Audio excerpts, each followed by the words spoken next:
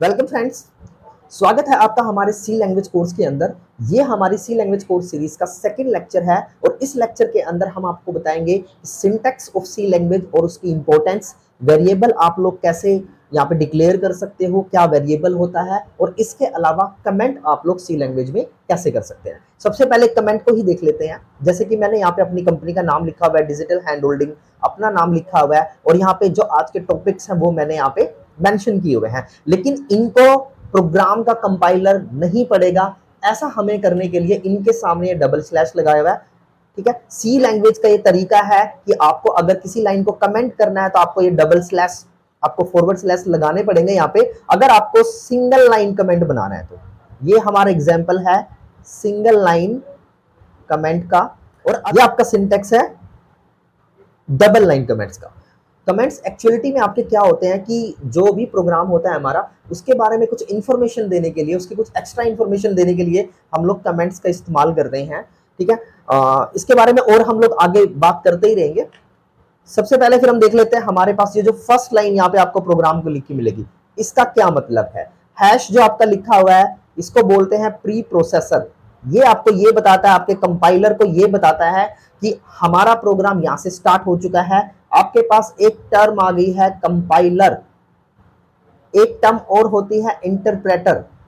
देखो, अगर आपको अच्छे से आपको सीखना है तो ये पूरी सीरीज आप ध्यान से देखोगे तो जो भी वर्ड्स हैं ये एक ही बार एक ही लेक्चर में सब कुछ बताया नहीं जा सकता है, तो इनको हम धीरे धीरे डिस्कस करेंगे। मैं इन पे शॉर्ट डिस्कस नहीं, मैं इसको अच्छे से डिस्कस करना चाहता हूँ, इसलिए सिर्फ मैं यहाँ पे लिख रहा हूँ और थोड़ा बहुत इनके बारे में बताऊंगा, फिर आपको इनके बारे में अच्छे से लेक्चर मिल जाएगा। सबसे पहली लाइन जो हमारी है hash include studio dot H, इसका मतलब क्या होता है, ये हमारी एक हेडर फाइल है जिसके अंदर हमारे कुछ इनबिल्ट फंक्शन होते हैं। जैसे प्रिंट एफ हमने यूज किया हुआ है, तो ये कहीं ना कहीं इस हेडर फाइल के अंदर है। और ये क्या काम करता है, स्क्रीन के ऊपर जो डिस्प्ले का काम होता है पूरी सी प्रोग्रामिंग के अंदर, सारा का सारा डिस्प्ले आपका ये प्रिंट एफ फंक्शन ही कराता है।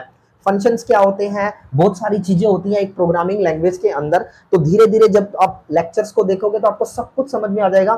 फिलहाल एक लेक्चर पे जो जो बातें आपको बताई जाए, आपको वही उन्हीं पे फोकस करना है, तो आप शायद समझ जाओगे। तो यहाँ पे हमारी जो फर्स्ट लाइन है वह हैश इंक्लूड, इंक्लूड हमने वर्ड लगाया हुआ है ताकि इसमें से जो फाइल्स है वो इंक्लूड कर सके। बाकी सब लैंग्वेजेस के अंदर भी ऐसे ही कुछ वर्ड्स होते हैं, लेकिन वो उनके अपने बनाए होते हैं। कोई इंपोर्ट यूज करता है, कोई दूसरा वर्ड यूज करता है। तो C is the mother of all languages, तो यहाँ से उन लोगों ने इंक्लूड की बजाय ही कुछ और वर्ड्स यूज किए हुए हैं, और यहाँ पर भी उन्होंने पैकेजेस, जो भी अलग अलग चीजें होती है वो यूज किए हुए हैं। फिलहाल हम लोग बात करते हैं हेडर फाइल्स की। इन हेडर फाइल्स के अंदर हमारे पास बहुत सारे फंक्शंस होते हैं जो काम करने के लिए यूज करते हैं। सबसे पहला जिसमें से फंक्शन है जो काम आता है वो आता है प्रिंटफ। हमारा प्रिंटफ के अंदर जो भी हम लोग यहाँ पे लिखा हुआ है हमने, ये डबल कोट्स के अंदर जो भी आप लिखोगे वो एज इट इज आपका प्रिंट हो जाएगा। और स्लैश एन हमने नेक्स्ट लाइन के लिए लिखा हुआ है कि जब भी यहाँ के इतना कंप्यूटर पढ़ेगा और उसके बाद वो नेक्स्ट लाइन में इसको टर्न आउट कर देगा। रिटर्न जीरो ये बताने के लिए होता है जब हम प्रोग्राम को रन करेंगे, अगर वापस वहां पे हमारे पास रिटर्न जीरो ही आया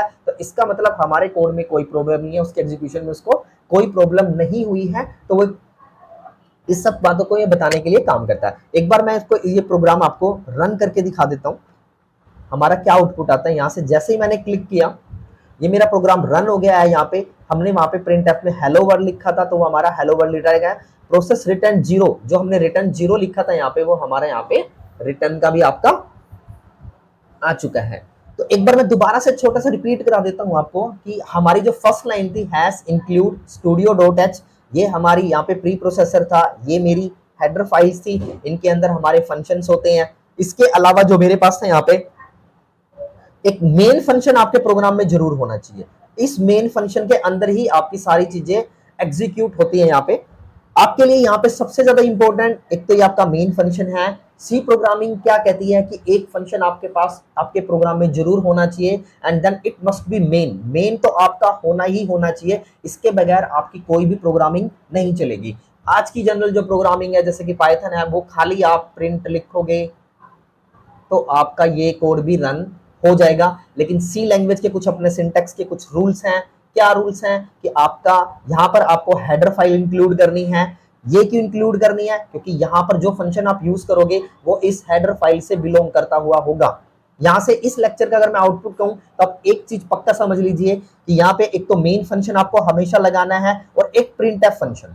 ये प्रिंटफ फंक्शन अगर आपको स्क्रीन पे कुछ भी डिस्प्ले कराना है तो इसके बगैर आपका कोई भी प्रिंट डिस्प्ले नहीं होगा। और यहाँ से एक लाइन और समझने की है कि जब भी मुझे कोई स्ट्रिंग डायरेक्टली इनपुट कराना है तो वो स्ट्रिंग मैं डबल कोट्स के अंदर ही कराऊंगा यहाँ पे, ठीक है। अगर मुझे यहाँ पे कोई वेरिएबल बनाना होता, यहाँ पे अगर हमें कोई वेरिएबल बनाना होता तो यहाँ पर हम लोग क्या करते हैं, वेरिएबल बनाने के लिए हमारे पास क्या होता है, वेरिएबल अगर मुझे कोई भी बनाना है तो यहाँ पर हमारे पास कुछ डाटा टाइप्स होते हैं जिनको हम यूज करते हैं अपनी प्रोग्रामिंग में नंबर्स, कैरेक्टर्स और फ्लोट्स के लिए। हमारे पास यहाँ पर इंट, फ्लोट और कैर बेसिकली 3 टाइप के डाटा टाइप्स हैं जिनसे हम लोग वेरिएबल बना सकते हैं। अगर मुझे यहाँ पर कोई फ्लोटिंग नंबर चाहिए, मीन्स पॉइंट वाला नंबर चाहिए, अगर मुझे चाहिए 5 तो मैं इंट और यहाँ पे उसका कोई भी नंबर लिख सकता हूँ, जैसे a = 5। पीछे आपको सेमीकोलन हमेशा लगाना है, ये सी का रूल है, एंडिंग आपका फुल स्टॉप यहाँ पे। अगर मुझे कोई वेरिएबल फ्लोट से बनाना है तो फ्लोट b 5.5। अगर मुझे कुछ इस तरीके से चाहिए तो मैं ये डालूंगा। और अगर मुझे कोई सिंगल कैरेक्टर चाहिए तो कैर a = a। यहाँ पर इसका रूल क्या कहता है कि यहाँ पर आपको एक सिंगल कोट्स लगाने हैं यहाँ पे। तो स्ट्रिंग हमारा जो होता है वो डबल कोट्स के अंदर होता है और जो कैरेक्टर हमारा होता है वो सिंगल कोट्स के अंदर होता है। लेक्चर थोड़ा सा लंबा हो जाएगा, वेरिएबल्स के डिस्कशन में आपके अगले लेक्चर में करूंगा जो स्पेशली एक सिंपल वेरिएबल का ही होगा। ये एक छोटा सा इंट्रोडक्शन था जिसमें आपने पहली लाइन को सीखा। हाँ, कुछ इंटीजर्स होते हैं वो हमने इसमें बता दिया, बाकी इन सब के बारे में हम लोग नेक्स्ट लेक्चर में बात करेंगे। और सिंपली एक प्रिंटफ होता है जो कि स्क्रीन पे हमारा डिस्प्ले करने की कोशिश करता है। Thank you friends.